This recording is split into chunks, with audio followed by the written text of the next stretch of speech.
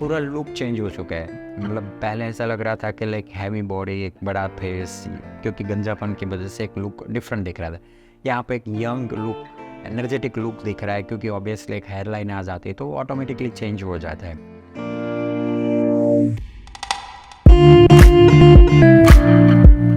Hi everyone, I am doctor Pankaj Khut, hair free hair grow clinic, hair transplant branch सूरत।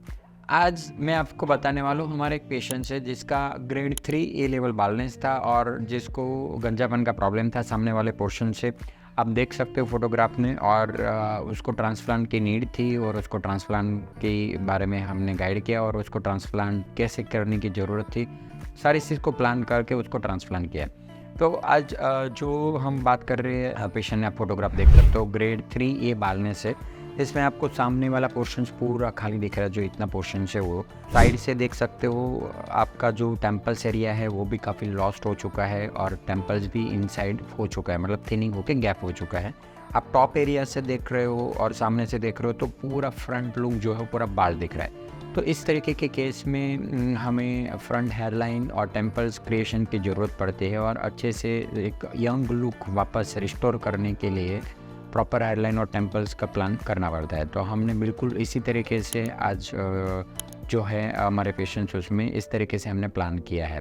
तो front lines और markings अगर हम देखें अभी, तो आप देख सकते हो कि मार्किंग की नीड कैसे होती है। According to age, according to face के डायरेक्शन के हिसाब से हमें उसका मार्किंग किया जाता है। तो इसका आप मार्किंग देख सकते हो आप इसमें कि अकॉर्डिंग टू फेस के डायरेक्शन के हिसाब से टॉप लुक में आप फ्रंट में देख सकते हो कि ये जो फ्रंट हेयर लाइन है अकॉर्डिंग टू जो 4 फिंगर के डायरेक्शन के हिसाब से रखी जाती है। जो हेयर लाइन एक नेचुरल लुक देती है उस तरीके से हेयर लाइन मार्क किया गया है। फिर साइड टेम्पल्स आप देख सकते हो, दोनों साइड के टेम्पल लॉस्ट है, उसके लिए उस टेम्पल्स को भी हमने टारगेट किया है मार्किंग करके। और आप टॉप लुक में देखो तो जो फ्रंट एरिया है वो पूरा बाल्ड है, तो उस एरिया में अपने को एक प्रॉपर डेंसिटी के साथ अच्छा ट्रांसप्लांट की ज़रूरत है। तो इस तरीके से पहले पूरा प्लानिंग किया जाता है कि जिससे अपने को एक आइडिया आता है कि कौन से पेशेंट्स को कितने ग्राफ की नीड है। तो इसके हिसाब से ग्रेड 3 ए लेवल का बाल्डनेस बोला जाता है। इस कंडीशन में अप्रॉक्सीमेटली 3500 ग्राफ की नीड होती है। तो हमने पूरा इस तरीके से एक अच्छे से प्लान किया है। तो एक इस तरीके से मार्किंग करके फिर पेशेंट्स के साथ एक कंफर्मेशंस लिया जाता है और प्लानिंग करके इसको इम्प्लांट करने का टारगेट किया जाता है। फिर ये पूरा हेयर को ट्रिम किया जाता है कि ट्रिम में कैसा लुक रहता है। तो आप after marking, after trim conditions का फोटोग्राफ देख सकते हो कि जो भी एरिया है जिसमें डॉनर एरिया का लुक अच्छे से समझ में आता है, बाल एरिया का पूरा मार्किंग एरियाज आइडेंटिकल होता है।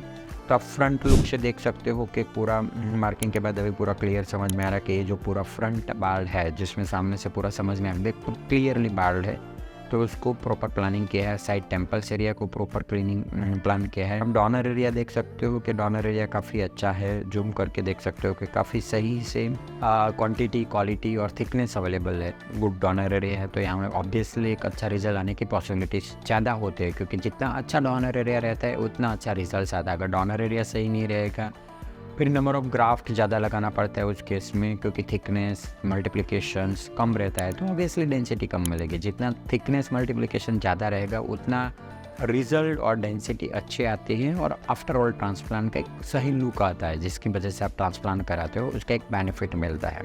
तो ये आफ्टर ट्रांसफर ये डॉनर एरिया एग्जामिनेशन होता है ट्रिमिंग के बाद। अभी हम बात करते हैं कि ट्रांसप्लांट के बाद, मतलब जब वहाँ पे प्लानिंग किया है तो उसमें जब हम हेयर इम्प्लांट करते हो तब कैसा लुक रहता है। तो ये आप फोटोग्राफ देख सकते हो, सामने से जो हेयर लाइन बनाई है वो पूरी डेंस थिक एकदम प्रॉपर इरेगुलर दिया है, माइक्रो इरेगुलरिटी दिया है, ताकि जब हेयर का रिग्रोथ हो तो वहाँ पे उसकी जो एक नेचुरल टेक्सचर्स और नेचुरल लुक आना चाहिए उस तरीके से समझ में आया है। तो आप देख पाओगे जब आगे रिजल्ट्स में बताऊंगा तब। तो ये इस तरीके से हमने पूरा फ्रंट लाइन है उसको अच्छे से डेंसिटी के साथ अरेंज करने की ट्राई की और काफ़ी अच्छे से डेंसिटी दी है। फिर टॉप लुक आप देख सकते हो कि डेंसिटी जो है वो एक इवन और इक्वल डिस्ट्रीब्यूशन, क्योंकि पूरा एरिया बार्ड था तो एक फ्रंट वाला लाइन है जिसमें मैक्सिमम डेंसिटी थी, उसके बाद पूरी एक इक्वल डेंसिटी डिस्ट्रीब्यूट करने की ट्राई की है, जिससे क्या होता है कि एक अच्छा वॉल्यूम पूरे एरियाज़ में सामने से मिलता है।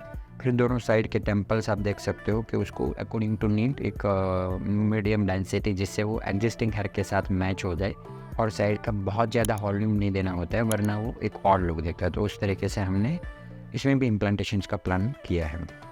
और ये होता है इम्प्लांटेशन इस तरीके से। ये जो आपको रहेगा वो 7 डेज़ रहेगा। इसके बाद जब रीग्रोथ होता है तो अगर हम देखे जाए तो नॉर्मली ट्रांसप्लांटेड हेयर का रीग्रोथ होता है 3 मंथ पे, क्योंकि 3 मंथ पे आपका शेडिंग फेज कंप्लीट होता है, उसके बाद न्यू हेयर आना स्टार्ट हो जाता है। तो यहाँ पे आपको 3 मंथ पे न्यू हेयर आना स्टार्ट हो रहा है। अभी आप देख रहे हैं after 3 month shedding phase complete की पोजीशन का कंडीशन।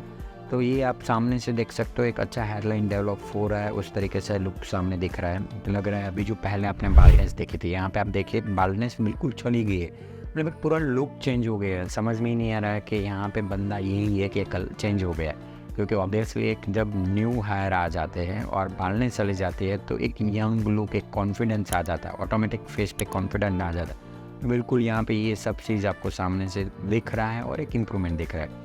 तो इसी तरीके से अपना जो रिजल्ट होता है हेयर ट्रांसप्लांट का स्टार्ट होता है और डे बाय डे इस तरीके से इम्प्रूव होता है। आप टॉप एरियाज देख सकते हो जिसमें काफ़ी ज़्यादा इम्प्रूवमेंट दिख रहा है, काफ़ी ज़्यादा मतलब एरिया जो है बाल दिख रहा था, जो पूरा बाल स्पॉट्स था जहाँ पे कम्प्लीटली हेयर नहीं था वैसा था, वो काफ़ी अच्छे से इम्प्रूवमेंट के साथ सही दिख रहा है। आप साइड से टेम्पल्स देख रहे हो तो आपको एक परफेक्ट शेप के साथ टेम्पल्स क्रिएशन हुआ है, एक जो नेचुरल लुक में रहता है उस तरीके से पूरा टेम्पल्स दिख सकता है। आप जूमिंग के साथ यहाँ पे देख सकते हो। इसमें ये 3 मंथ की कंडीशंस हैं जिसमें शेडिंग फेज कंप्लीट होकर न्यू हेयर स्टार्ट हुआ है। मतलब अप्रोक्सीमेटली यहाँ पे 30% रिजल्ट है, अभी भी 70% रिजल्ट बाकी है जो डे बाय डे और इम्प्रूव होने वाला है। अभी हम फाइनल रिजल्ट की तरफ जाते हैं और फाइनल रिजल्ट देखते हैं कि क्या रहा फाइनल रिजल्ट। तो हमारे पास फाइनल रिजल्ट की जो कंडीशन है वो अप्रोक्सीमेटली 7 मंथ की कंडीशन हैं, जो 6 मंथ के बाद फाइनल रिजल्ट ऑलमोस्ट अपने को मिल जाता है। तो यहाँ पे आप 7 मंथ की कंडीशन देख सकते हो, पूरा लुक चेंज हो चुका है। मतलब पहले ऐसा लग रहा था कि लाइक हैवी बॉडी, एक बड़ा फेस, क्योंकि गंजापन की वजह से एक लुक डिफरेंट दिख रहा था। यहाँ पे एक यंग लुक, एनर्जेटिक लुक दिख रहा है, क्योंकि ऑब्वियसली एक हेयर लाइन आ जाती है तो ऑटोमेटिकली चेंज हो जाता है। इवन आप खुद भी एक एक्सपीरियंस कर सकते हो इस चीज़ का। तो यहाँ पे कम्प्लीटली रिग्रोथ हो चुके हैं जो न्यू हेयर ट्रांसप्लांट के है, वो अच्छी डेंसिटी, अच्छे वॉल्यूम थिकनेस के साथ पूरा एक कंप्लीट नेचुरल लग रहा है, वॉल्यूमेटिक थिकनेस के साथ। आप फ्रंट लाइन देख सकते हो पूरा नेचुरल, एकदम माइक्रो इरेगुलरिटी जिगजैग पैटर्न्स में। आप टॉप लुक देख सकते हो जहाँ पे कम्प्लीटली वॉल्यूम के साथ सारे हेयर एक अच्छे से कॉम स्टाइल्स के साथ दिए हुए हैं।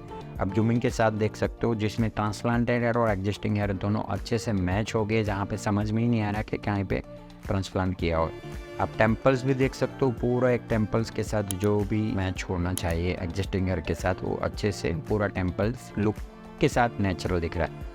तो फाइनली 8 मंथ का ही रिजल्ट से अपने सामने आपका जो हेयर ट्रांसप्लांट होता है, तो इस तरीके से पूरा ट्रांसप्लांट का रिजल्ट आता है और इस तरीके से पूरा ट्रांसप्लांट का आउटपुट मिलता है। ट्रांसप्लांट एक बहुत अच्छी, सिंपल और सेफ ट्रीटमेंट है जिससे आपका गंजापन आप दूर कर सकते हो और आप अच्छी लाइफ कॉन्फिडेंस के साथ जी सकते हो। अगर आप इस तरीके से प्रॉब्लम से परेशान हो और आपको लग रहा है कि आपको इसका सॉल्यूशन निकालना चाहिए, तो बिल्कुल आप ट्रांसप्लांट या हेयर ट्रांसप्लांट कंसल्टेंट डॉक्टर्स या हेयर ट्रांसप्लांट क्लिनिक का कांटेक्ट कीजिए और डॉक्टर की एडवाइस लीजिए और आप आपका ट्रांसप्लांट या बालनेस का जो भी इश्यूज है उसका आप आराम से आप ट्रांसप्लांट करा सकते हो, आपको भी इतना अच्छा रिजल्ट मिल सकता है।